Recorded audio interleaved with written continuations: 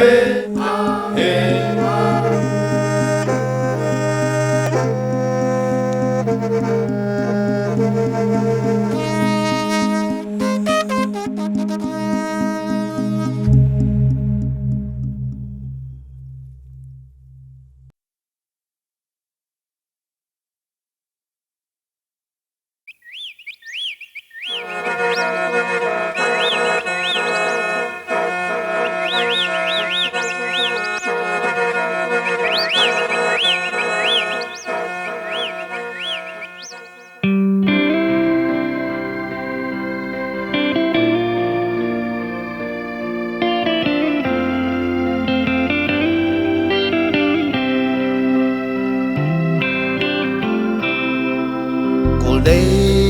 nay sa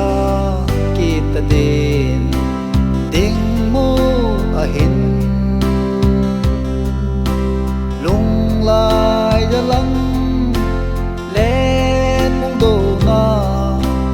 gal do ta dinge mo na lep sa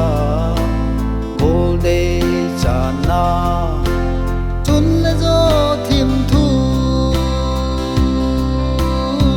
cây đinh tụ ma tháng cô ni nô số lô này tam xin tuy lô na cô đi khăn khô giang van ba ba sắc nga cả thêm thu sim nghe nghìn dây la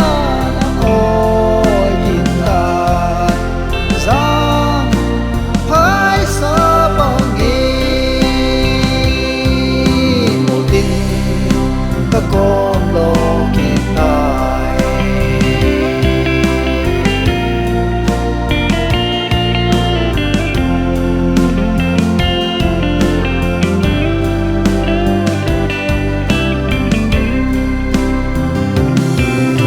khối na cây phát tiếng lệ cái ghế đồ dính ít chung khu gỗ tô lên na sang thế đinh hi leng gỗ là số mai sim le mal zong com đinh katina amol tai pa bang